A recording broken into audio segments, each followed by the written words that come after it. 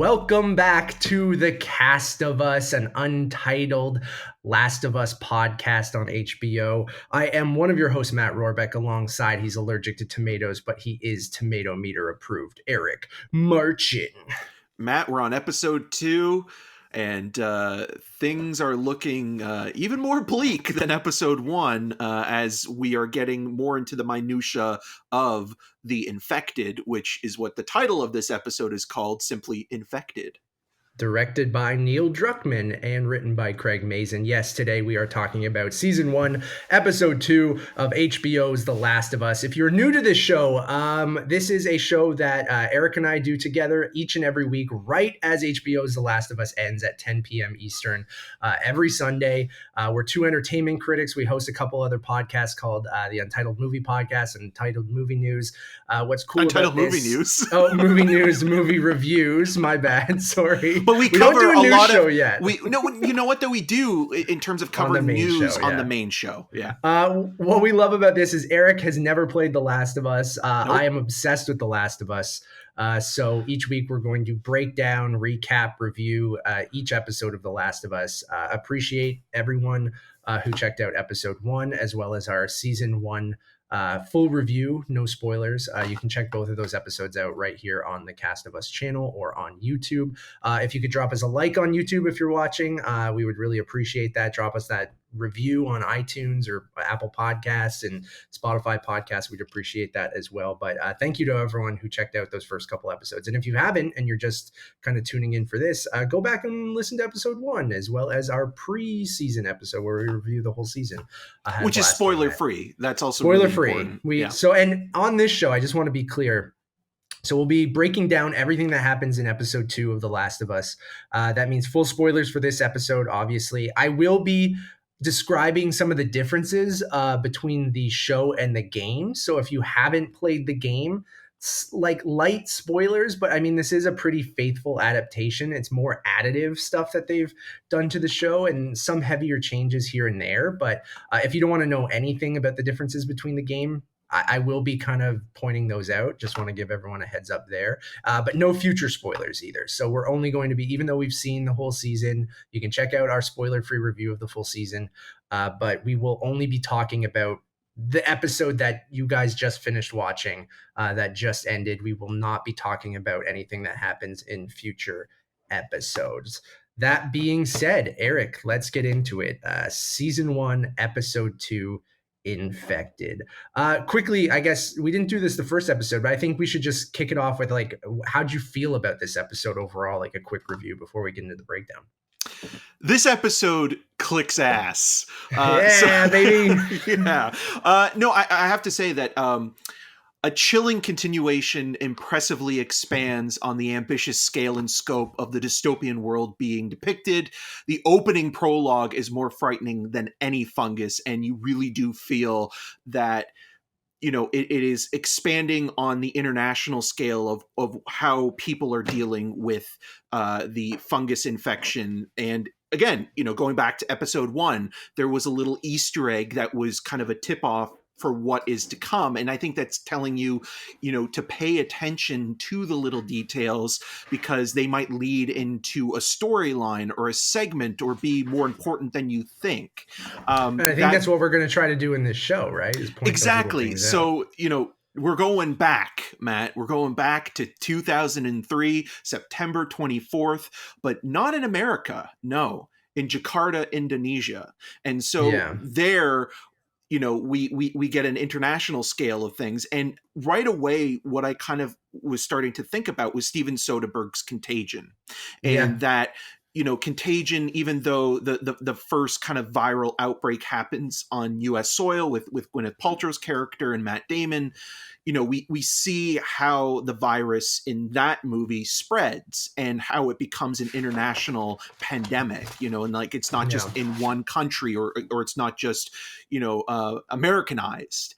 And so this is telling you how, you know, this virus is going to affect everybody and the earth as a whole. And I think also, again, this opening prologue is chilling. Absolutely chilling. And another difference from the game. I'm right with you. I think this episode also clicks ass. Like it's, I mean, our first real kind of interaction with a clicker, which I think is awesome. We did get a hint of a clicker at the end of episode 1 when they're walking into the city, right at the end as Depeche Mode played. But yeah, I think that opening, which is not part of the game, that prologue here, is it's not something I ever thought I like needed, right? Like more backstory on how the infection started. It's just like, oh, when you're playing the game, it's like, yeah, okay, this thing happened. The world's gone to shit. There are kind of these infected people that are trying to kill you. All the humans are trying to kill you. Everything's trying to kill you. Who cares how it started, right? You're playing a video game. I think in a TV show, I think especially when you're trying to ground it in a real world, I think it is kind of important to show how it started and like how it escalated so quickly over like the course of just a couple days, right? And like how serious this was from the beginning to the point of like some of the best epidemiologists and best doctors and best scientists right from the beginning were like, there, you cannot stop this. It is impossible. We are fucked. And then like that's basically, and like you said, it is so chilling and kind of when you set it and show it what's happening in other parts of the world, I think it does kind of just ground it even more and set it in the real world where yeah, it's the game was so singular on Joel and Ellie, and everyone you meet has to be quickly along the way because you were playing as that character. Where I think that prologue in this episode really shows what they can do in a television format with this story to differentiate itself from the game. And that continues throughout this whole episode. I think all the interactions between Tess and Joel and Ellie as they're kind of going through that interaction with the clicker in the museum, I think is creepy. And I love the practical effects that they use throughout this with the mix of CG. I think for most people, Tess's sacrifice and her death will be surprising because I think like it's got that HBO kind of thing like they've done in Game of Thrones where anyone could go at any moment. Yes, this is Joel and Ellie's show; they are the protagonists, but anyone that they meet could be gone in a second, right? Just based on this world, and like even if they're big name actors or anything like that. So yeah, I thought this episode was awesome, and I think just continued to be a very faithful adaptation while still adding a ton to the story for other characters or the characters that we already know. So yeah, fantastic. I cannot wait for people to just see even more of this because it just keeps getting better and better.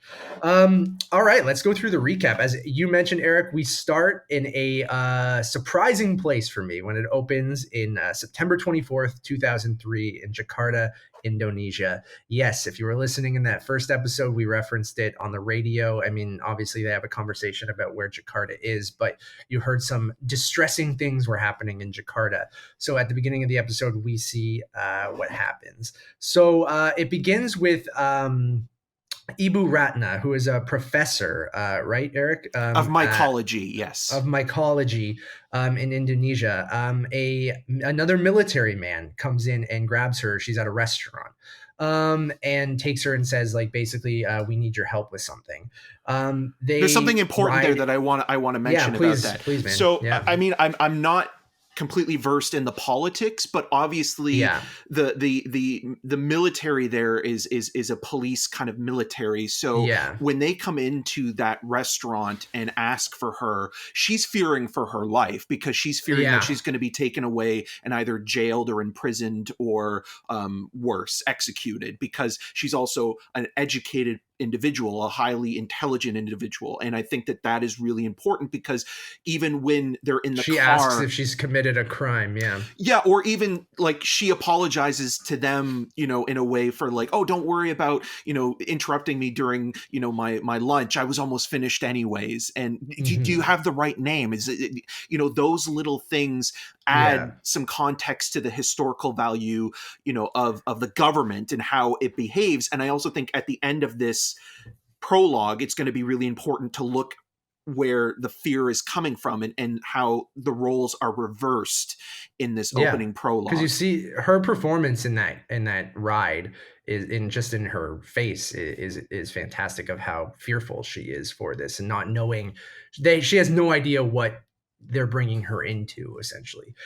So she's brought into seems like a hospital or a research center, and then they lead her into kind of a room with another scientist who is examining with not a telescope, A microscope, microscope, yeah. basically something, and say, hey, we need you to check this out. And then the scientist is going to say something to her, and you're like, no, don't say anything. We want her kind of reaction to this Unbiased without you, opinion. unbiased opinion on what's going on.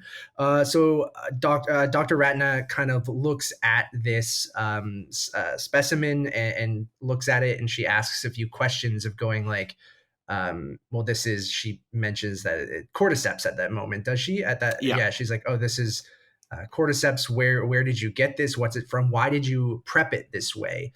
And she's like, usually you prep it that way if it's a sample from a human. And then they're like, it is from a human. And you can just kind of see how unsettled she is throughout this entire thing. And but also just kind of taken aback, right? Like, it's like that's impossible. Yeah. That just doesn't happen. Yes, because in that first episode, we hear that conversation from the epidemiologist where they're talking about, John Hannah's character mentions that, global, all it needs to be is global warming to get a little bit warmer. But the viral, she says cordyceps can't survive in humans, right? Like, she says that right to them. And then she is led into a room wearing a full kind of hazmat suit, where you can kind of just see how unsettled she is throughout this whole thing. They say, if you feel sick, please let us know right away. And then there is a body, what seemingly is a dead body on the table, and she kind of performs not necessarily like an autopsy, but she examines this corpse, basically to see what is going on here. So she basically opens this person's mouth. And you see, well, before that, she checks the wound of the leg that's been bitten. Yes, thank you. Yeah, because that's it's where a bite mark, right? Yeah, the I don't know his rank, but the government official, the soldier says she was bitten there. So she goes down there and she sees the bite, and that's where the true concern, I think, comes in her face, and it just completely takes her aback. And that now this isn't just a fantasy, or this isn't just simply some sort of like it's actually happening. Yeah, she cuts open the wound and she says, is this from a human? And then she cuts open the bite wound, and you see some of the kind of fungus, the cordyceps fungus, basically growing out of the wound. And then that's when she examines the mouth and pulls out some of the cordyceps fungus from the corpse's mouth, and it kind of like twitches and crawls out. And then she basically freaks out, runs out of the room. And then we cut to her, what is seemingly in a kind of a waiting room or a living room area. She's not home yet, but she's having this conversation with this officer, basically of what's going on. And he basically describes that it happened at a flour and grain factory. Some of the workers there, basically, one of them started freaking out, bit another person at this factory. And basically they had to kind of take this person down, which is the person that we saw getting this sort of autopsy done on. Then Ibu Ratna asks a few questions of like, oh, okay, well, you killed this woman. Are there many other people missing from the factory? And they say 12 people are missing from the factory. Is it 12 or is it 14? I think it's 14. You're right. Thank you, Eric. Yeah, it's 14. So 14 people are missing from the factory, and you can kind of, this performance I think is fantastic and is the most chilling thing. And they ask her like, we brought you here because you're a specialist in this. Like, we need you to help us to stop this from spreading. Develop a vaccine. And develop a cure, a vaccine. And this is where she goes like, there is no cure. There is no vaccine. Like, I've studied this my entire life, and there is no way you are going to find a vaccine for this or a cure for this. So what you need to do is bomb the city. She's like, you need to bomb the city and stop this from spreading. You need to kill everyone here, and just make sure you get this, because you don't know where those 14 people are and how fast this can spread. which is just her performance and just that scene alone, and the slow pan into her with the music, I think Well, is her holding that cup of tea as yeah. well when Oh, and it's when the shaking, officer right? gives Yeah. her the tea, and her conclusion, it's almost like, again, she can't believe she's saying this. Yeah. And there again, this goes to the idea of like, is there any hope within humanity left, and also can humanity survive? Because this is basically saying, wipe out this entire area, and with the people, make sure the people are in the vicinity when the bombs are dropped. And when you see her kind of putting the tea down and then telling him this, and then when it cuts to his reaction of Yeah. his fear, it's again like the roles have been reversed. At the beginning of this, she was afraid being brought in by the government as though she would become a political prisoner or executed, and then by the end of it, she's the one giving the most extreme sort of diagnosis and sort of decision to make in terms of what to do. And then after that is finished, you can tell she's holding back the emotion, but she's like, can you drive me back home so I can be with my family now? And it Yes. is Which just is disturbing and very, so very much tragic so. too. Yeah, it's she basically knows at that point what's going on, and that she needs to she just wants to be with her family, and basically her telling them that like you need to bomb everyone means her and her family as well. So like they're like being there's no time for this. You need to basically do this immediately, or we're screwed. And then it kind of cuts to that was the cold open, and then it cuts to the incredible Last of Us HBO credits. Yeah, absolutely not in the game, but I love the added context. I already kind of mentioned that, and I think like them really hammering down in these first two episodes that like you can't cure this thing. Like she has studied this thing her whole life, and even if they had something that could help them for that, like you can't cure this. So I think that's an interesting kind of thing that they're really pointing out, especially with Ellie, being immune. And I guess maybe Ellie is one of the first to be immune, like at least in this group of people to see, which is why they have hope with her. But I think it's an interesting kind of thing to really hammer down, being like some of the biggest specialists in the world say you cannot cure this thing. So I think that's kind of an interesting thing that they really hammering down even more than they did in the game. Well, again, even from an international perspective, because like we often think, okay, like whether it be a viral infection or a disease, we always look to an international perspective. Like always think about like, okay, what's being developed in places like Switzerland or things like that. There's always cutting edge technology or medication that other parts of the world are more on a fast track than we are. And if somebody else can't figure it out who might be the one to do it, then I think we are truly screwed. And that's kind of how, I mean, you mentioned cold opening, talk about the coldest of openings. Yeah, really and depressing, again, really kind of, you need a week after watching this to really just like decompress. yeah, I know. I'm so glad it's weekly, because yeah, I feel like after each episode you're like, whew, okay, like I need a second. After the credits, we are now back in the present. We open with Ellie sleeping inside. You think it's like a daycare, Eric, or something like that? I think it's like a daycare or a library or something. And this is something I want to mention quickly, because I think the production design is being very specific with how not only they've how the composition frames her, but she is in kind of they're in this building, but the building has kind of there's been some overgrown, and she's lying in this grassy part, and you have this cutoff where the light is also cut off, and you have both Joel and Tess watching her, and then they have a conversation with her, which we'll get into in a second. But I think what's interesting there is it's showing you how this character is possibly infected from the point of view of Joel and Tess, and Joel and Tess also being more kind of pragmatic and rational, and maybe even veering on pessimistic, because they've gone through so much and experienced the world in a way that Ellie hasn't. And Ellie is kind of, almost weirdly innocent and framed in a way where light is coming down on her. And I think all of that is factoring into the conversation that they're going to have. Yeah, I love that. So, basically, Tess and Joel are, like Eric mentioned, looking over her, gun in hand, basically, still very skeptical that she won't turn, right? Like, at this point, I think they're thinking maybe it's just slow moving in her and that eventually she will turn.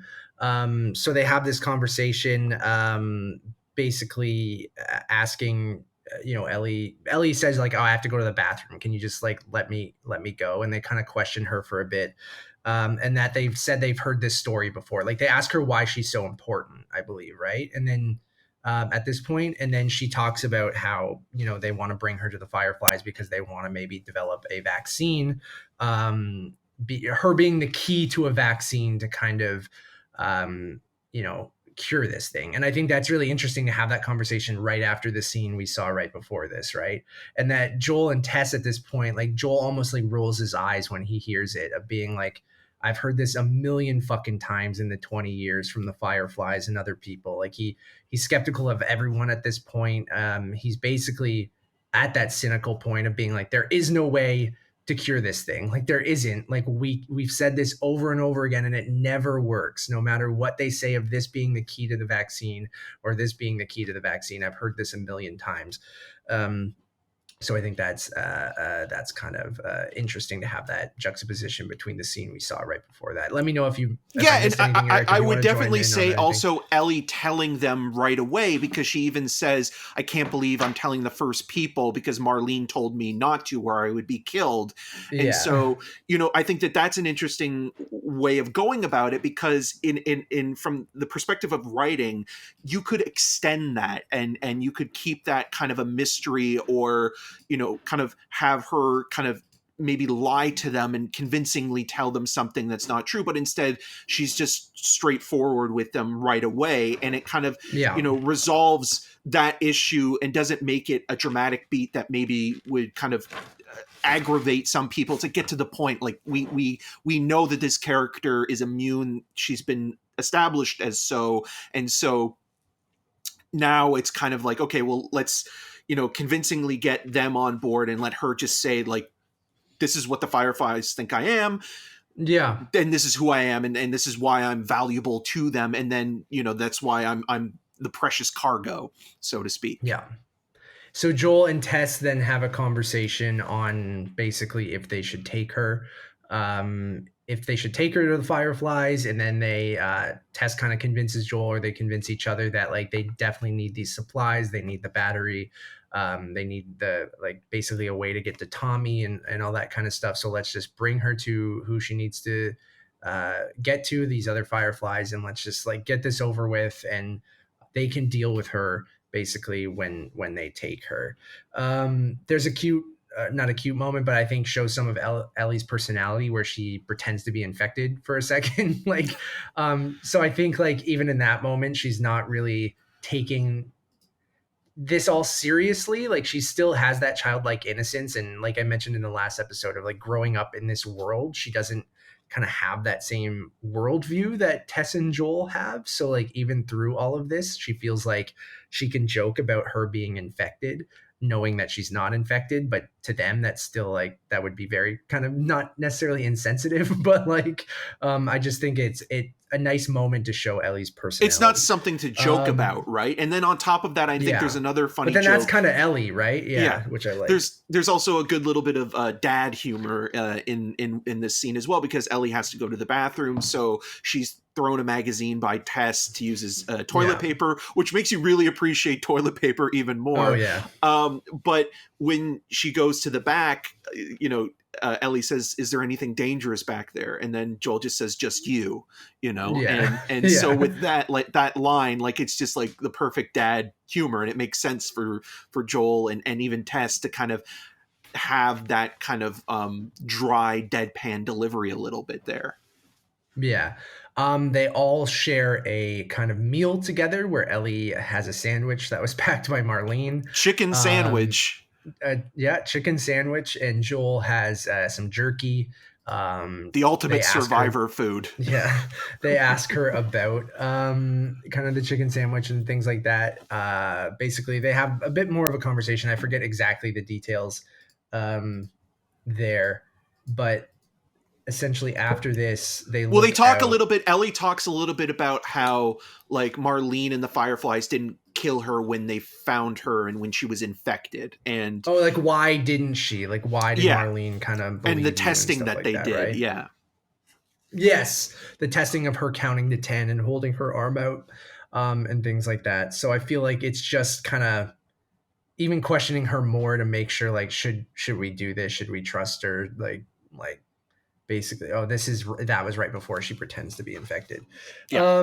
So then they kind of leave this office or daycare, wherever they were, and then go out into the city. So Ellie, she walks out and kind of sees the kind of not Siri, stop it, Siri. um, yeah, you didn't get that. No, you're okay. You're okay.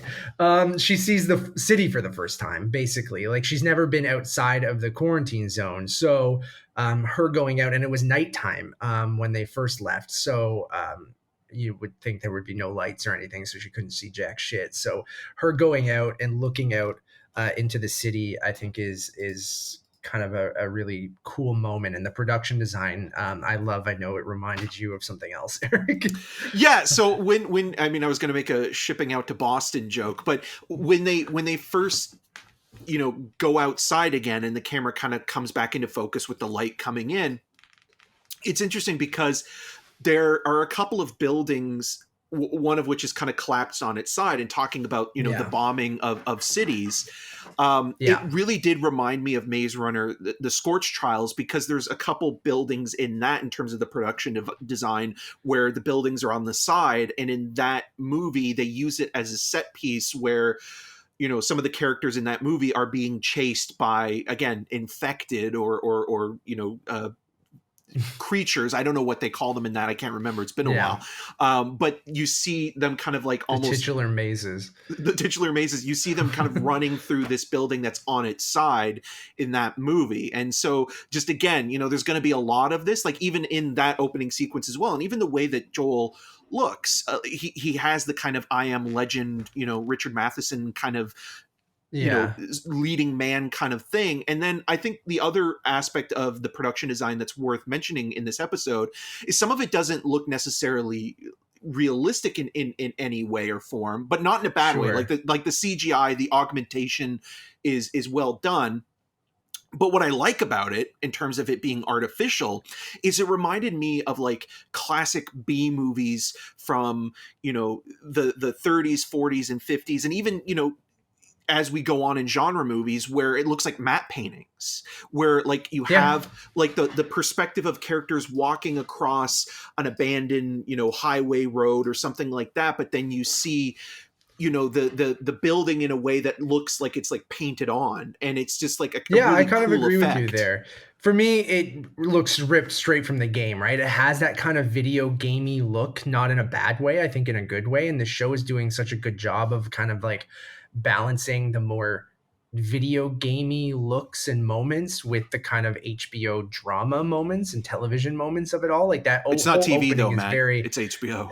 yeah, like that whole opening is very HBO drama, where I feel like these moments of them walking through the city that's bombed and having those conversations as they're just kind of walking through is very much from the game. Like these are the moments you would explore around and try to find the collectibles or look at the other places and like find the kind of environmental storytelling. And you're getting a bit of that here. And it doesn't necessarily look 100% realistic, but it has a vibe to it, or it has a look to it, to your point, that like again, a lot of post-apocalyptic movies, TV shows can all look sort of samey, right? You have a lot of overgrown, foliage and trees and vines and stuff like that, dilapidated, broken buildings, cars laid across the streets. But there's something very Last of Us to this. Just it looks like it's ripped from the game, and maybe it's just because I've played the game so much, where maybe others will feel like it does feel derivative of every other kind of post-apocalyptic thing. But even based on that first episode, it seems like it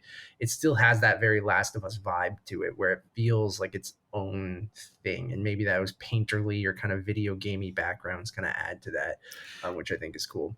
Yeah, it weirdly also reminds me a little bit, and I'm not saying because the quality is much better than the movie that I'm referencing, but Double Dragon, there were in terms of its post-apocalyptic dystopian of Los Angeles, did a lot of matte paintings. Yeah. And when you're watching that movie, you're kind of more impressed with what they were able to do with such a small budget. And matte paintings are a thing that it's a stylistic choice, and it's an interesting one. Again, I don't know if it really is for this show, but it invokes that feeling of when you're watching it, where like the perspective isn't necessarily real. And to what you're mentioning, there's a video game quality to it, but there's also a stylistic choice where I could see a lot of people kind of just brushing it aside and saying it's poorly composited or the effects aren't great. I think it works. I think it looks better than most Marvel movies lately, right? Yep. Like I feel like they still put enough and this is coming from someone who loves Marvel, like, and loves Marvel movies. But like you look at Ant-Man and the Wasp: Quantumania and some of those trailers, and you're like, oh boy, okay, let's maybe sit on these things for a little bit longer and Quantumania is going to be Jodorowsky's Dune. and maybe pay our special effects artists a little bit more and give them more time with things, right? But like even with Last of Us, like you can tell it's a mix of great production design and great and good use of special effects, because like you can tell that they spent a lot of money on taking the Calgary area and making it look like, you know, this post-apocalyptic wasteland, right? Like a lot of the physical sets that they're walking on, they built with like stuff. And then it's just the backgrounds, to your point, that are added in with like the buildings and kind of things like that. It's not them just standing in front of a green screen and making all of it, you know, basically fake. Like they are on practical sets. And I think you can tell that as they're like climbing over things and going through things. And I think that's, adds to the whole vibe of everything. So Tess, Joel, and Ellie are walking through the city. There's like a quick montage of them like kind of walking through. They talk about it being bombed and why it was bombed. Tess and Ellie are kind of walking ahead of Joel, and then they start to have a conversation. I think Tess asks Ellie like, how were you bit? I think that's when this moment happens, right? So then Ellie describes that she... Go ahead, Eric. Oh yeah, I was just going to say that she also asks about does she have any parents or people that will be looking for her? What her age is? That quote, yeah. So Ellie describes basically that she went into a mall in the quarantine zone, and Tess is like, that mall that's all boarded up that no one's supposed to go into, and then basically showing that Ellie's a little bit of a rebel or a rule breaker, and she describes that she went into the mall, was hanging out, and basically got bit by an infected while she was in there. It popped out of nowhere and bit her. And then she was like, Tess has that one conversation, or like that one quote of like, you were all by yourself, and like, which I think is interesting.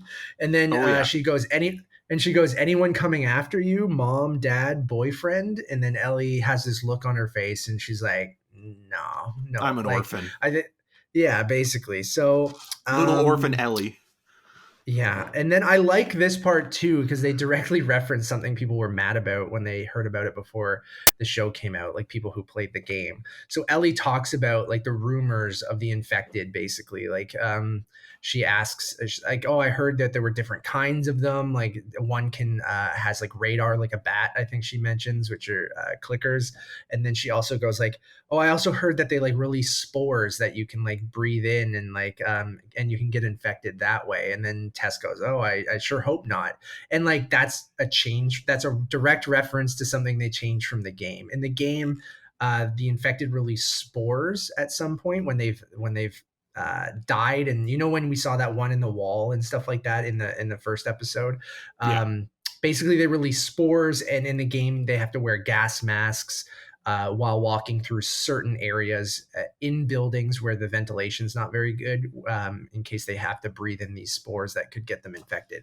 So they changed that in the show, which people were really mad about, and changed it to something different, which we will get to later, which wasn't in the game. So they kind of swapped this thing based on what I believe is some research that they did, that like They wanted this to be as believable as possible, and I don't think you can be infected by fungus that way through spores. Like, it has to be kind of like a direct contact thing. Correct me if I'm wrong in the comments or anything like that, but like I believe they said, hey, we wanted this to be a bit more realistic. That was the one aspect that made sense for a video game but wasn't realistic, so they kind of took that out and changed it to something else we'll get to, which you guys have seen the episodes, but the episode if you're listening to this, but it's that thing where the fungus is growing into the earth, and basically that it's all connected at certain points, and that you can basically wake up a group of infected because you killed one over here or stepped on the wrong spot over here. So I think that was interesting that it was like a direct reference of like that was a rumor in this world, is that could happen, and maybe they'll bring it back, and maybe it is a thing as it can evolve, right? So I thought that was cool. So basically, they jump in at any point, Eric. No, I was going to say that's good that you clarified that, because when I first watched the episode, I wrote Stranger Things ripped off The Last of Us, because in that last season of The Last of Us, the villain, had those vines, connected to him, so that when they entered the upside Vecna, so when they entered the upside down world, if they stepped on that, it would alert his like bat-like creatures, right?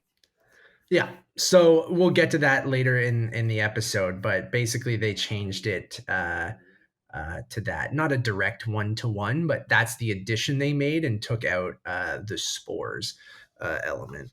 So basically they walk through, they see that they can't get through at a certain point. Oh, is this when they look over and they see all the infected on the ground? Well, first is they go to the hotel because they want to get a view. The hotel is first? Okay, yeah. Yeah, of the landscape, right? Because that's kind of like something you'll learn, again, like, talking about how technology and modern convenience are no longer available.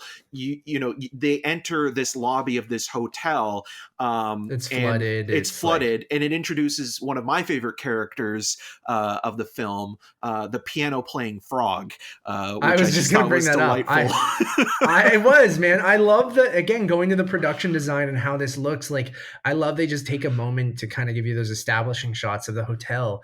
You get some ducks just floating around. You see some lily pads. You see how like basically the animals have taken this back, right? And then that I forgot I was talking with my wife yesterday, and I go, are animals alive in this universe still? And then I go, oh yeah, they are, because it reminded me of something else. And then in this moment, I forgot. Yeah, you see the ducks, you see the frog that jumps on the three keys of the piano. Adorable. And I think like it's wonderful. Yeah. And then so you get this. Oh my God, this is ripped straight from the game, dude. Like that shot of the hotel, it's just etched in my brain of the sequence of like what this hotel looks like. Even though it's like maybe slightly different based on how they enter and different things like that. I love the nod that Ellie can't swim. Ripped right from the games. Everyone poked fun at the games because, video games, as much as you want to be grounded in a reality, like I talk about, and how the storytelling is emotional and powerful, there's still some very video game elements, especially when you're playing a video game where you have a secondary character that you don't control that is following you the whole game. So in the game, Ellie can't swim, and over and over again, you always have to get these crates for her to hop on, for you to push her over to a spot, for her to jump to somewhere else. And that happens like 5 times in the game, and it's the exact same thing over and over again. There's like certain things from the game of like getting ladders and boosting someone up. That is the very video gamey, repetitive kind of things to get to either solve the puzzle or get to the next area. So I like those little nods to the game, and I'm sure it'll maybe come into the story at some point too, with Ellie not being able to swim, which I believe it does in the game. But it's I just think a little nice nod to, you can really tell because Neil Druckmann's involved and stuff, and that we're at this era where it seems like we can do fan service, we can give those nods, we can be very faithful, but we can also just tell a great story for the medium that we're adapting it to. So I think there's a good balance between fan service and just telling a great story here. So Ellie, Joel, there's a funny thing where Joel just steps 1 foot down and it only goes up to basically his, thighs or something like that. And Ellie goes, okay. And then like Joel is a thigh guy in this situation. yeah. Ellie starts moving things around because she's exploring the hotel. a dead body or like a skeleton kind of jump scare kind of happens as she's pushing one of the bellman. What do you call those things that holds luggage? Anyways, a Yeah. bellman luggage thing, luggage cart. And then kind of startles everyone You're a as they weird kind of walk kid. through. And you can see Joel at this moment, like starting to care about Ellie because he gets like he kind of pops over and helps Ellie, and you can even see when he like pulls her out that he kind of like looks at his hand after, like he probably hasn't really. I bet you he's been fairly emotionless over the last 20 years, other than maybe Tess. Like, and even you mentioned this in the last episode, Eric, that even his relationship with Tess seems like, they seem to be, partners or lovers, but like it also seems like they're benefiting one another, like, and they might not have been together if the apocalypse didn't happen and they were both trying to smuggle stuff in this quarantine zone. So even that like little moment, he probably is reminded of, helping his daughter Sarah out of something, right? Even in that Yeah. moment of like just pulling Ellie up and helping her out of a situation that startled her, I think is just those little moments from Pedro Pascal and Bella Ramsey that like I feel like we got in the first episode, which I think I said didn't happen when Ellie and them are in a room where she mentions Joel's watch and stuff like that. That does happen in the game. It's just not at Joel's apartment. It's at a different place as they're kind of exploring or something like that. I believe so. But I just like those little moments of, go Yeah, ahead. and two quick things because you reminded me of it is that in the beginning of this episode, like after the credits, the other thing that's important, I think, is that Ellie is playing with the knife that she has that she first tried to use on Joel when they first meet, and she's kind of playing with Yeah. it when she's sitting down. And then also the other thing we didn't mention, Joel, is recovering from what he did in the last episode, having killed that Yeah. federal officer, and we see the scars on his knuckles, and him saying like, oh, it's probably like a hairline fracture and it will heal quickly. Yeah, he mentions that to Tess early, and in that moment I just described when he helps Ellie up, but he does look at his knuckles as he brings her up. So I think it's that triggers the Sarah memory, which triggers the military man memory, which triggers him beating that guy to death basically as revenge, even though it's not necessarily the guy who killed his daughter, but it's, basically him letting out that rage that he's been holding in for 20 years. Again, I love Ellie's playfulness in that moment in the hotel as well, just of her exploring and kind of, again, not taking everything too seriously. Even though it is a very kind of serious thing that's happening. So they go and explore a bit of the hotel. They're trying to get up high, like Eric mentioned, to kind of get a view of the land. They get to a point where some rubble has collapsed and they can't get through. Ellie's like, I'm the smallest. I should go through. I can fit up there. And they go, absolutely not.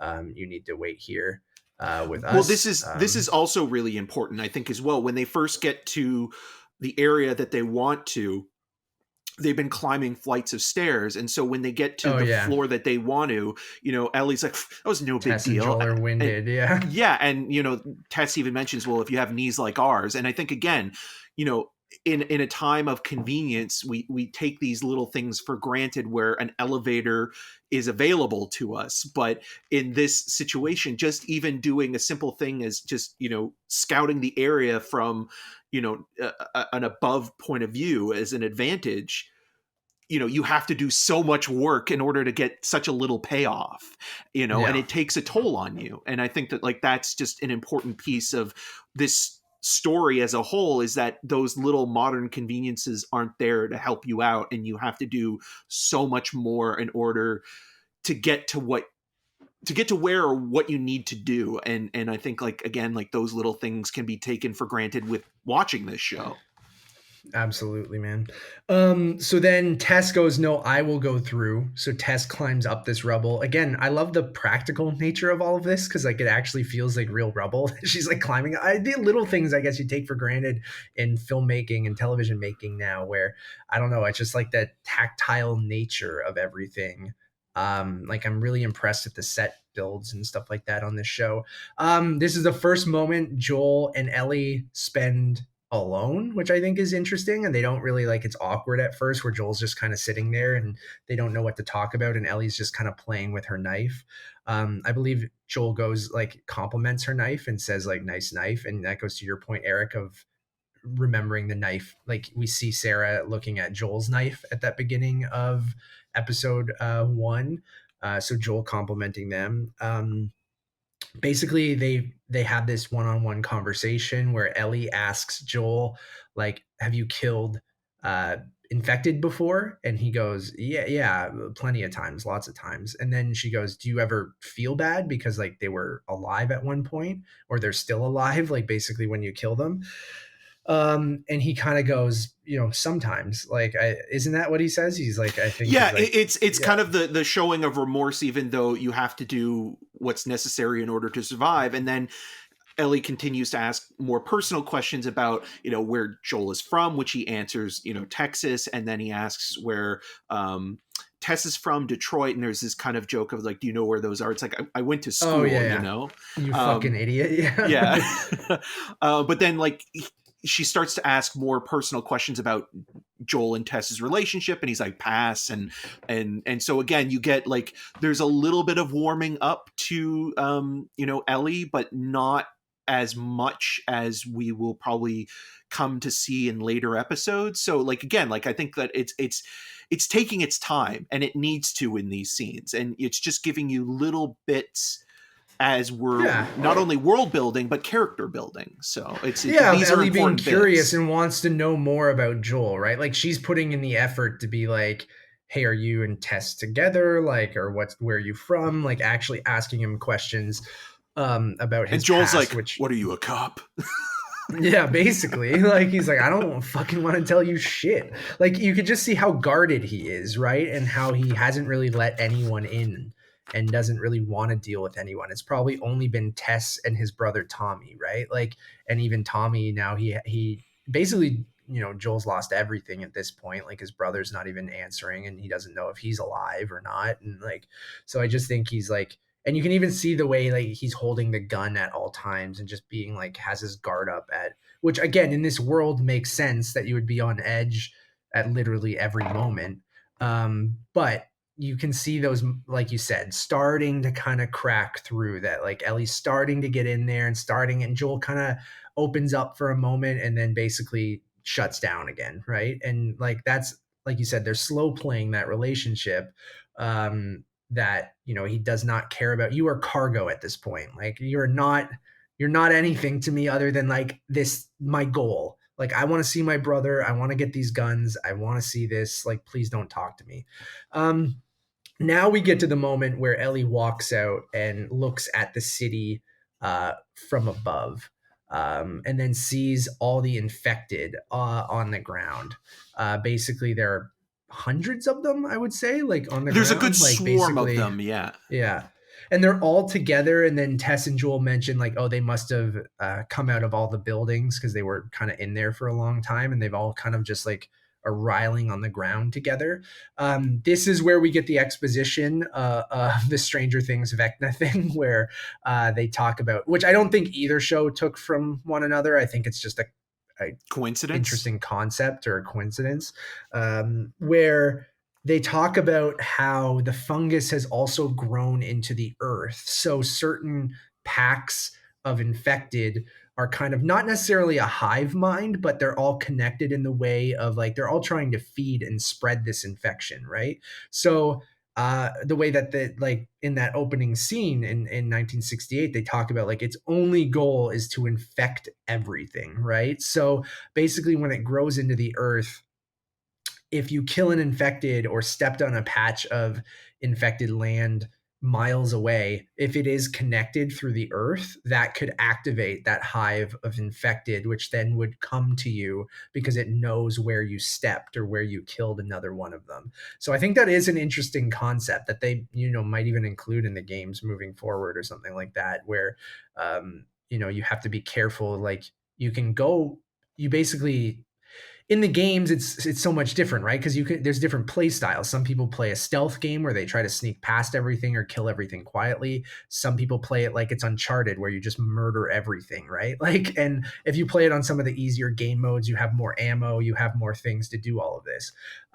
But I like that if you have to be careful, because if you do it a certain way or a loud way, it can infect, or all the infected can come after you. It's like So I thought communism. that was interesting. Yeah, basically, In a weird way. yeah. So they get to the Boston Museum after this. They go down and then they see basically some infected roots growing into the door there, but they are dead roots. Like Joel checks it to make sure that they're basically One of my not favorite part lines of in this. this part. It's dry. um, And it is gross. Like, I will say the production design of a dry root kind of breaking is a really yeah. good effect in terms of, like, you can tell like some of it is practical and then some of it again has been enhanced in post, but like just his line delivery and like he's dead serious, but it is kind of funny where it's just like, it's dry. Yeah, well, I love it too because it has that tactile again look to it. Where if you've stepped on something like that before, like if you've gone on a hike or something, right? Like it's a Yeah. dead root or something dead that just kind of turns into ash almost, right? So like, they go into the museum. I like the moment where they, Tess and Joel bring out their guns and their flashlight. Joel asks, "Do you have one of these?" Or did Marlene also pack you one of these, or just sandwiches? And then still kind of being a smartass to her, she asks for a gun again. And they're like, "No, we're not giving you a gun. Like, it's just you're a child." So they all go into the museum with their flashlights and guns drawn. At least Tess and Joel. They explore. It's very dark. It's creepy. It's ominous. You don't know what's in there because it's overgrown, but not overgrown to the point of foliage like before, but overgrown within in fungus basically. But it's dry, it's dead. It's dry. But also, this There's is a important because you mentioned Uncharted. In the opening of the yeah Uncharted yeah, movie, there's the young Nathan Drake and his brother which is in the busting games as into well. a Yeah, Boston museum, and I wonder if it is the same museum that they broke into. So I was just kind of thinking like, oh, they're it both Naughty probably Dog is, and productions like too, right? yeah, and there are kind of hints that they're not necessarily in the same universe, but they hint at one another in each other's games, right? So it could be the same universe, but the timelines don't necessarily match up completely. But there are Yeah. nods to The Last of Us in Uncharted, and there are nods to Uncharted in The Last of Us games. So I think that's interesting. And then even the juxtaposition there of like the Uncharted movie we just got versus the Last of Us adaptation we're getting, and both Naughty Dog, both PlayStation productions, both Sony productions, right? Because this is a Sony Pictures television production, Yeah. even though it's Both in on Boston. HBO. Only one had Mark Wahlberg Yeah, though. yeah, yeah. Thank God. So imagine Mark Wahlberg as Joel. So, anyways, there's a Hey nice guy, creepy you're sequence infected of by them. fungus. Say hi to a clicker for me, all right? So they see a man who was recently bit. Siri, stop! I'm not talking to you. Like, yeah, you didn't get that. Okay, no, it's okay. Now, was Someone he was bit or was he recently bit. shredded to bits? Because that is something that Oh, Tess because he does was dead, also. right? He's not Yeah, infected, right? So yeah, it seems like he was shredded, like basically like mauled almost. yeah, he was Um, Darth Mauled. But Tess also does mention when they're kind of looking above as well that it doesn't matter if you're not infected; they can still rip you to shreds, and then you kind of yes. see the So and results that's of a line that. that they say to Ellie, right? I believe Yeah, being like, you can't get infected, but they can tear you apart essentially. So you still need to be careful. You can't just be like, well, I'm not infected. I can't get infected. So who the fuck cares? I'm not scared of these things. That's good. Good point, Eric. So they kind of do this really creepy kind of walk up the stairs as they see all these dry, dead, old, infected on the stairs. They hear something upstairs, right? Like a glass shatter or something like that. yeah. I believe is why they go up there. And then Ellie accidentally steps on uh, the ashy, dead kind of body of one of the infected, makes a noise. Everyone's tense. They still hear something upstairs. So they walk up into the exhibit upstairs, and then we get kind of the awesome first reveal of a clicker. So there's two clickers up there or one? I forget. Just the There's one? two. There's two. There's two, right? Yeah. Yeah. So And I love the production design, even walking up the stairs of the dead and all the dead people and Well, the dead the head infection. on the But stair, on that one yeah, stair, that's like what it it was just yeah. referencing. Yeah, it was really, really cool. So they go up into this exhibit, they hear some noises, and you get that first reveal of this clicker, which I think is awesome. Like, it looks ripped straight from the game, but also all practical effects. Like, you could tell it's someone in a costume, like in a suit that they built. I mean, it's a mix of CG.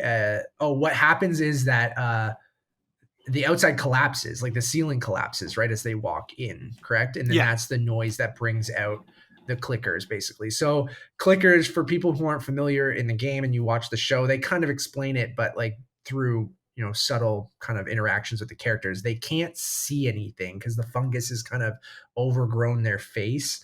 So they only go by sound, essentially. Very Quiet Place, very Jurassic Park, very like They that's what I sound was like kind of velociraptors. The clicking yeah, sounds like yeah. velociraptors. This whole sequence reminded me of Jurassic Park, man, of the Yeah, in the raptors kitchen, kind of right? With going the after the kids. yeah, that's exactly what I thought of, Eric. And I know I mentioned Jurassic Park in the Quiet Place as well. And my favorite video game of all time, favorite movie of all time.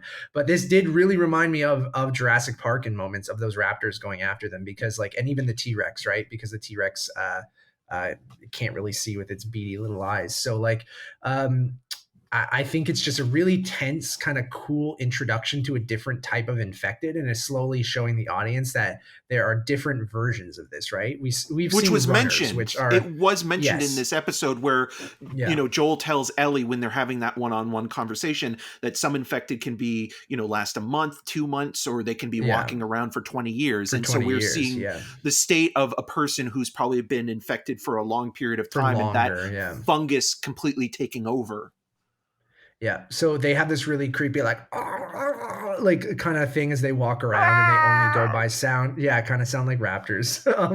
I love the design of these things, and basically they're being quiet, but there's that really great shot of it turning towards the camera, and then all hell breaks loose, essentially. So Joel, Tess, and Ellie are running around the museum exhibit. Basically, Tess and Joel, or Joel grabbing Ellie to run away, or Tess grabbing Ellie.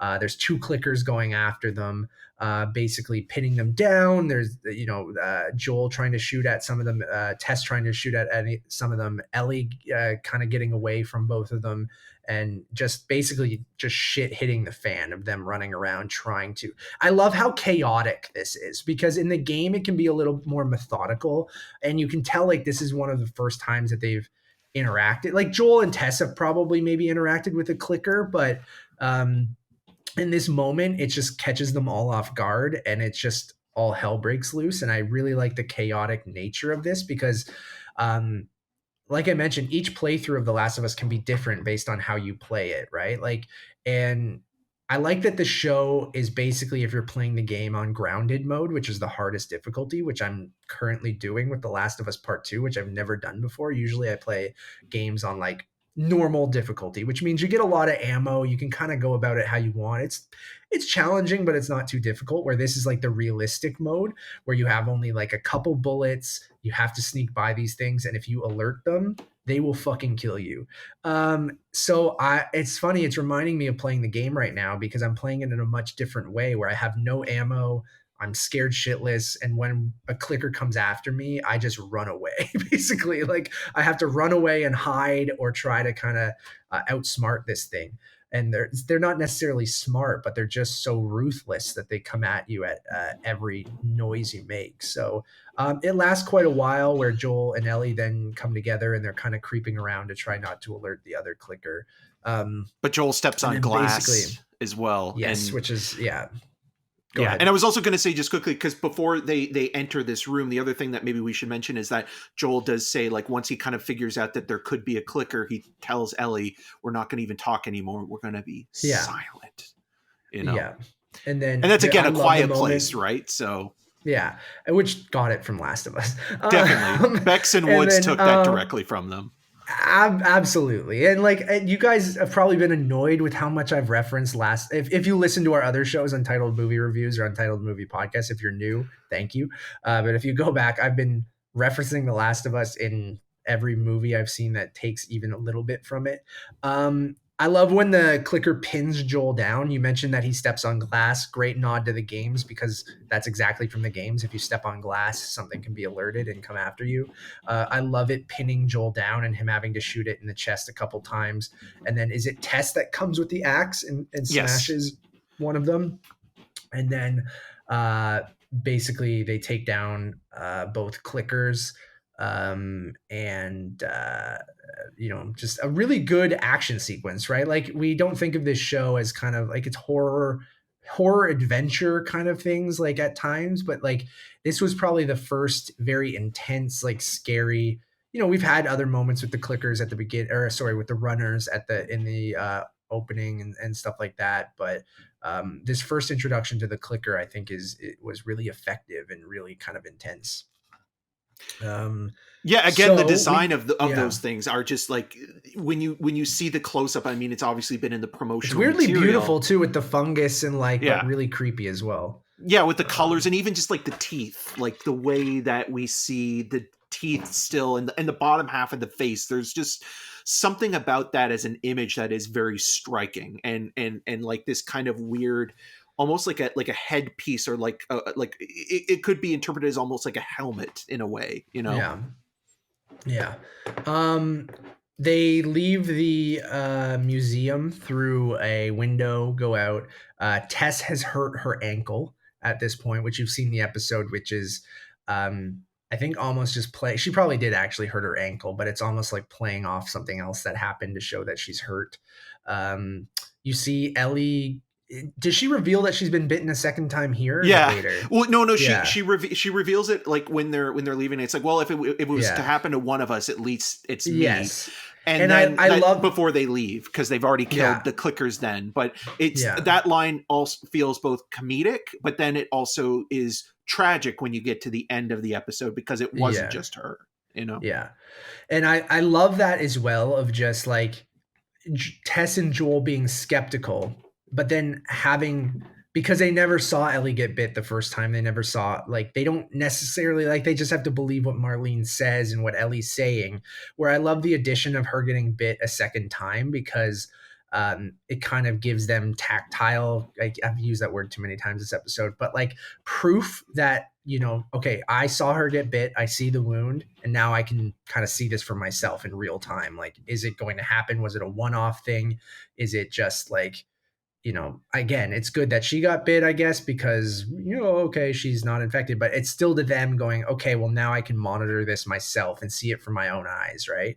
I think that is interesting. Yeah, and as they're Um, bandaging, so they give Ellie like a piece of cloth to kind of tie up on her arm to yeah. keep the wound kind of concealed. But also Also from when the games, whenever you use a health pack, that's what happens.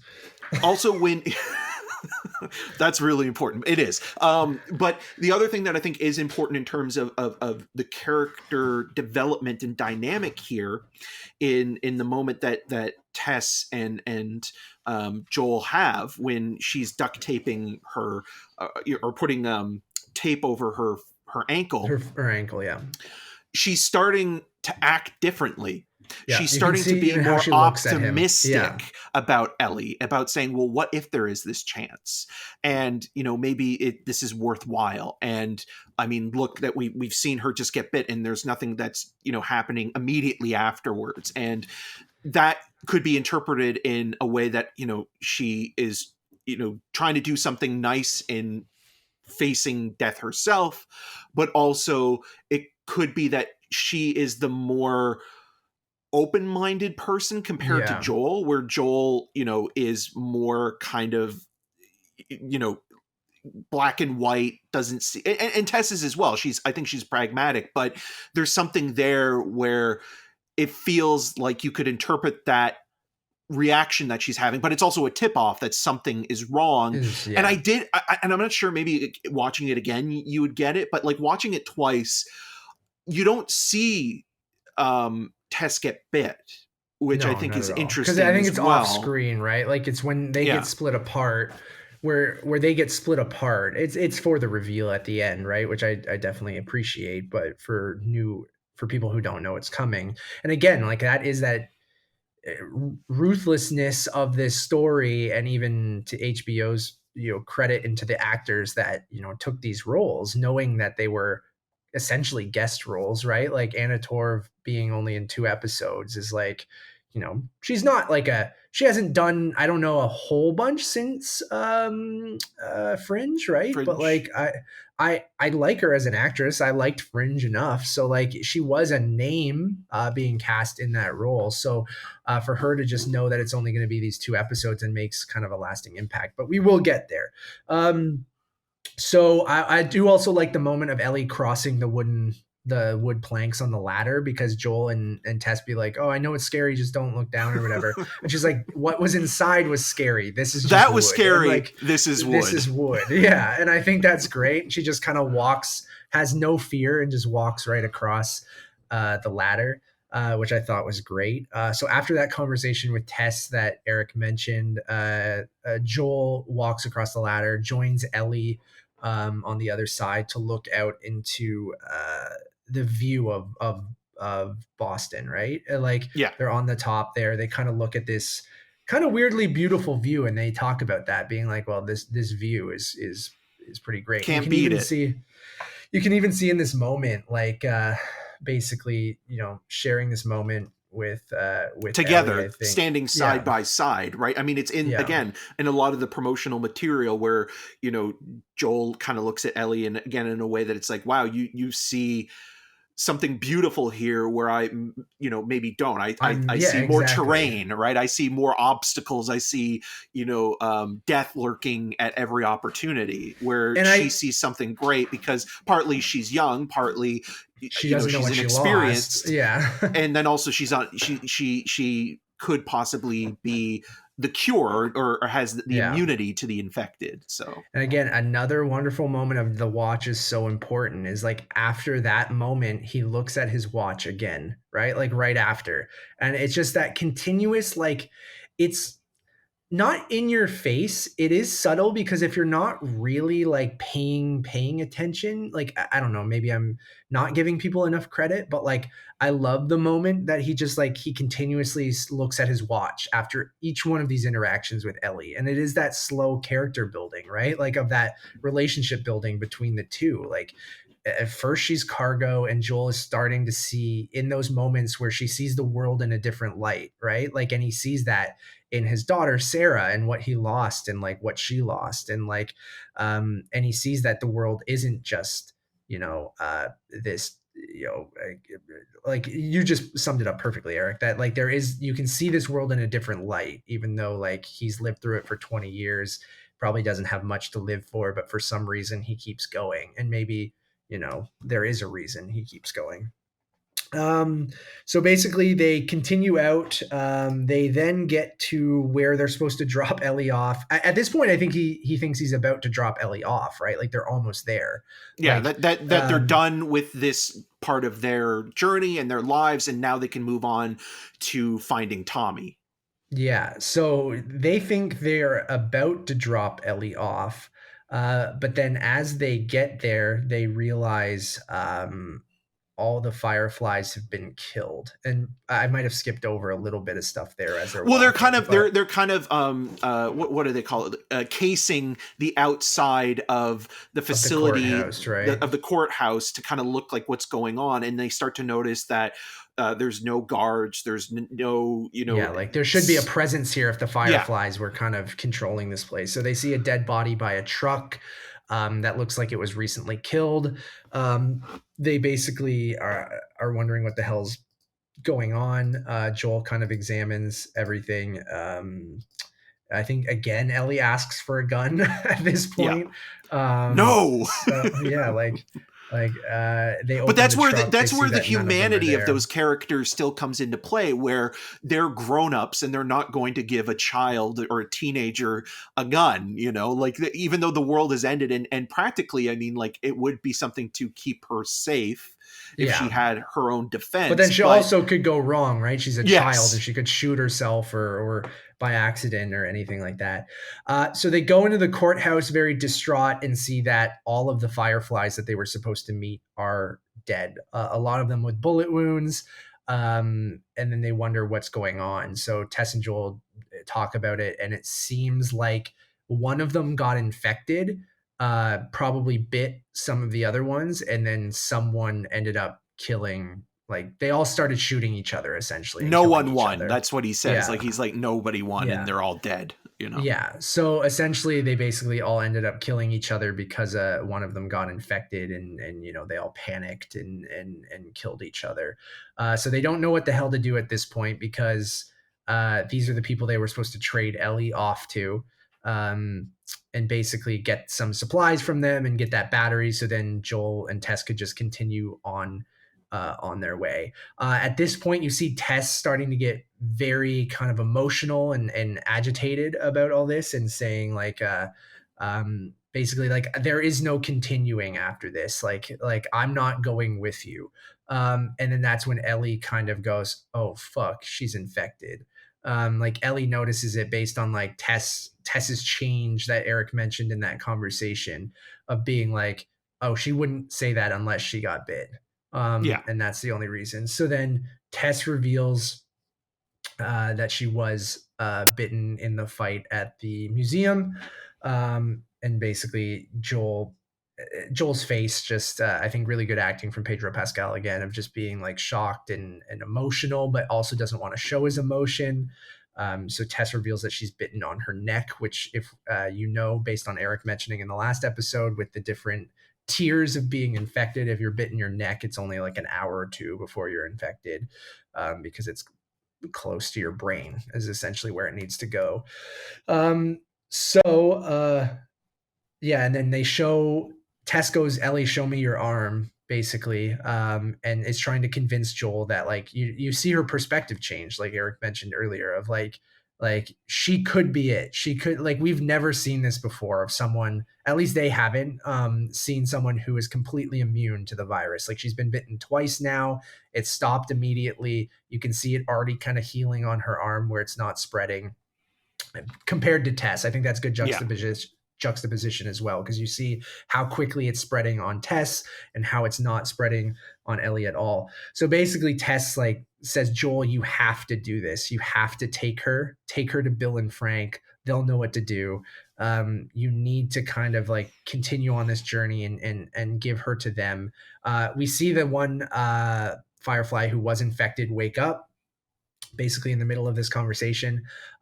Joel goes over, shoots him, and then this is when you see the tendrils, the gross little like tentacles of the fungus crawl in under his fingernails and into his body, the infected, and it kind of like grasp him. And you can tell at that point it cuts to that swarm of infected that they saw earlier in the city of Boston, and then the tentacles kind of going up and waking them all up, basically letting them know where everyone is. Which I think is a cool addition. I really like that. Like, because in the game you kill one of them and then that's your only thing, unless someone's in ear sight. Is that what you would call that, or sound? If they can hear the gunshot, the infected might run over. And it's also, Sorry, I do you think, a want to good add something, moment Eric, for at that point? for Joel as a character, because again, having heard the news of Tess, like I wonder if he would have shot that infected right away, because they know that like that could trigger something, because he's on the kind of grassy fungus patch, right, when the thing's crawling there, so But in that moment, maybe he's not thinking clearly because yeah. he's kind of like, yeah, I like that. Basically, Tess is like, you need to get the fuck out of here right now. I'm staying behind. She starts knocking over the oil barrels or the gasoline barrels, and the grenades onto the ground. Um, and then you get that line that I said at the beginning of the episode where she goes to Joel and says, "Save who you can save." And then basically says like, I'm staying behind. You need to get out of here now. So Joel grabs Ellie by the arm, runs out of the courthouse. Tess stays behind. You get the swarm of infected break into the courthouse. Some of them run by Tess. She kind of wanders off to the side, and one of the infected comes over and gives her a weird, gross smooch. And like, Well, you know what they say. Yeah. Every kiss begins with the K. I hate that. I hate that. It was so. It's such a. It was unsettling and something it never happens in the game.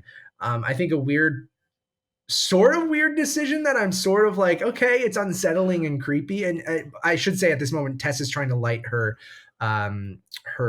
lighter to try to Yeah. light the gasoline on fire to explode the courthouse.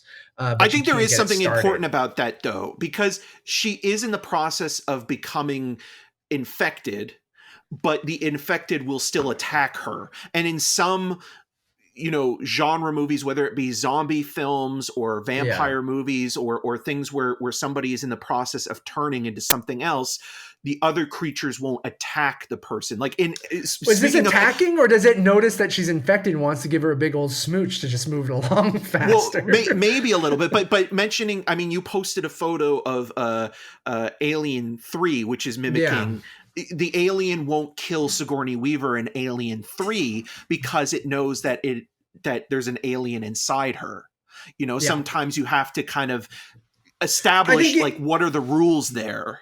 and I think in this moment you could take it either way, right? Like I think it might sense that Tess is infected and is like, here, let me help you along a little quicker instead of, Yeah. because like regularly they'd bite people on the neck, right? They wouldn't necessarily smooch them on the lips. So I just a very unsettling image. And then so as that happens, as the infected is given Tess a big old kiss, she drops the lighter, which she finally is able to start. And then she basically sets off the gasoline, which then sets off all the explosive and blows up the courthouse. You see it from Joel and Ellie's view outside of the courthouse. You can tell Joel like is emotional but doesn't want to show it in front of Ellie. So he kind of just walks off after the explosion, and you can kind of see Ellie taking it all in. She kind of just looks distraught and takes a deep breath and walks off. And then we cut to the credits. Yeah, and also Um, just a quick thing as well. Ellie, like in that moment where Tess makes that sacrifice before, like when Joel is taking her out of the courthouse, yeah. Ellie doesn't want to leave Tess. And Yeah. I think Even that's though an she's important infected, thing right? as Yeah. well, because it feels like there, even though again, like the bond is going to be between Joel and Ellie, there was a moment there where Ellie sees something in Tess that's also, Tess is now looking out for somebody else, Yeah. and it's like we don't, she's like being dragged by Joel, and Ellie's saying like we can't leave her here. Yeah, man.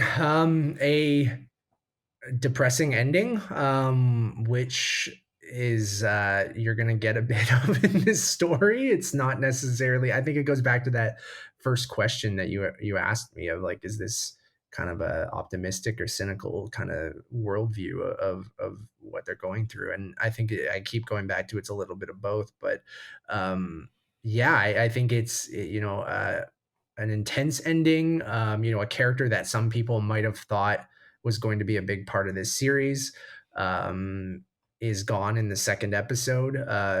But I think it also just shows you how important Ellie is, right? Like to completely change Tess in a day. To the point, and maybe her knowing her own mortality is basically what kind of catapults that to her going like, if you have a chance, we need to kind of see if this is real, right? Like, and they probably start seeing that in Ellie in all those playful moments, like I'm saying, where she has this innocence to her, where she isn't as cynical as they are, it doesn't see the world in the same way, where they're like, for this, this girl that knows she could be important, but isn't necessarily thinking about it too much. Like they need to kind of push her in that direction and see if this is real. So I think her sacrifice there is important to the overall story and just to how much Joel has lost, right? Like you can kind of say like, oh, okay, him and Tess were working together, like they kind of needed each other for, reasons, but you can tell that he's distraught over her death, right? Like that is his partner, his probably spent years with during, we don't know, like that 20-year time jump how much he spent with Tess, but yeah, I think it just shows to an audience that hasn't played the games like, this is a cruel world, so at any moment you could go, so cherish what you have and stuff like that. So I thought it was a good ending.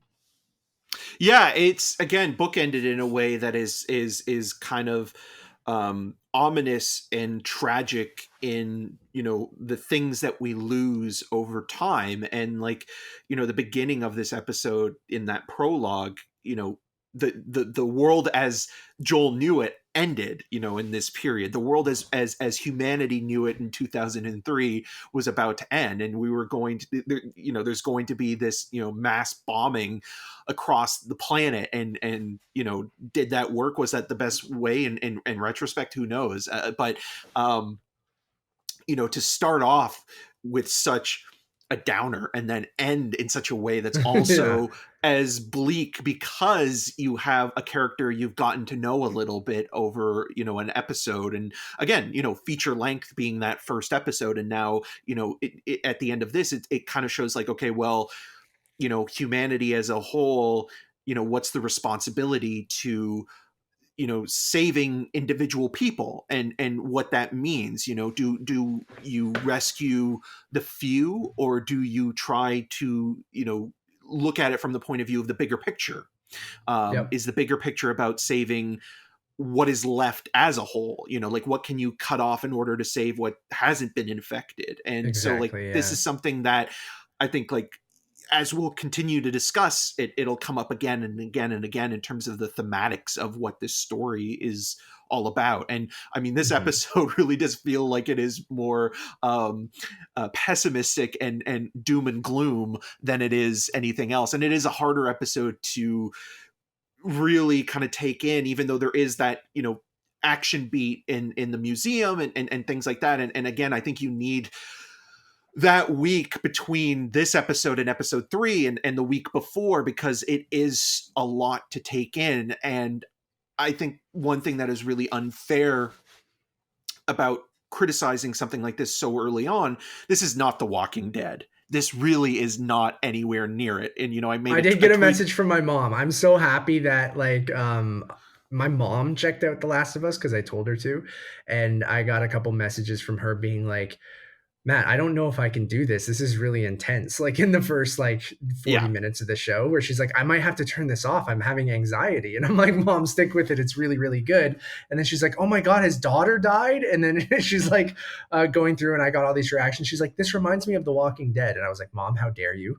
For one, like, you're no longer on talking terms. But I understand that. It is also a shallow. I'm talking more from the sense of, like, critics and people that know genre. I think it's such a shallow comparison, and I even tweeted this earlier, where it's like, comparing The Last of Us to The Walking Dead is basically comparing the Beatles to the Bay City Rollers or Nickelback. And it's just like, it's both music, but it's not necessarily the same thing. And when you see what they both the show have guitars, doing, just like they both have infected things, right? But it's who's playing them and how they play it and how they perform, and don't get me wrong, I get the appeal of The Walking Dead. I watched the first couple seasons and enjoyed it. And I know there's still some people who enjoyed all 154 seasons of it.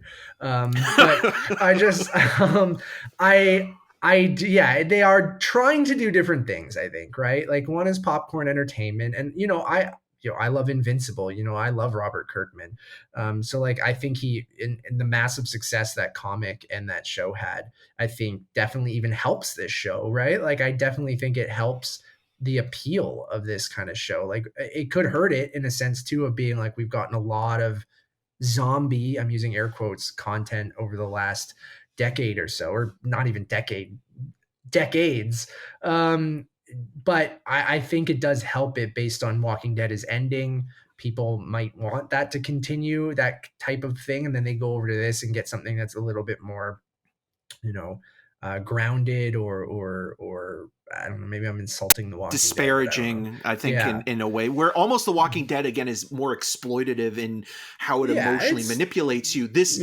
It earns those dramatic beats. And even again with a character like Tess, it feels like we only knew her for a short period of time, but we saw enough of her from her perspective, but also from Joel's perspective, and even Ellie, like, these things are important, where I think The Walking Dead was all about sensationalism and about, like, advertising who could die on this week's episode. And it was also kind of coming out at the same time as Game of Thrones, right? So and I remember watching Walking Dead and that being one of my big issues is, like, I think in, like, season 1, someone dies or something, and like you spend a whole episode mourning them in The Walking Dead, and I was like, I don't even fucking know these people. I'm like, I don't care that that person died. You didn't do anything to make me care. Where I do agree with you in this. Maybe it's the I like hearing it from you because I have the decade long history with the game, so maybe I'm a little bit more attached to it. And even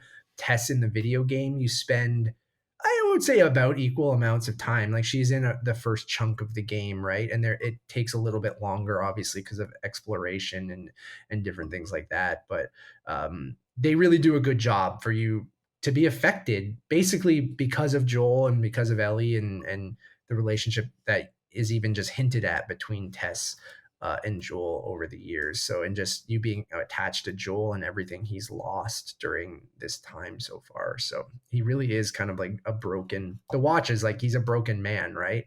Like the Watch is He's a representative broken of that. watchman. So, yeah. Good show on HBO as well. All right, guys, that's going to wrap up this episode of The Cast of Us. Thank you so much for listening or watching. We really do appreciate it. We've heard, quite a few people reach out and say that they really enjoyed that first episode, and I hope you guys enjoyed this one as well. I'm having a blast doing it. This is something different for us. Like I mentioned, we do 2 other shows called Untitled Movie Reviews and Untitled Movie Podcast, where we just review new movies, sometimes new streaming shows as well, when it's something like The Last of Us or some Disney Plus or Netflix show and something like that. If it has some tangential connection to film, we will probably cover it, or it's something that Eric and I like and we just want to cover it even though it has nothing to do with movies. It might have something to do with games or something like that. And then the Untitled Movie Podcast is just us shooting the shit, talking about the entertainment industry. Our newest episode, we'll talk about the Critics' Choice Awards, as well as a Sundance preview. Eric and I will be covering Sundance over on Untitled Movie Reviews. Sundance? So go check that out. So go check that out as well.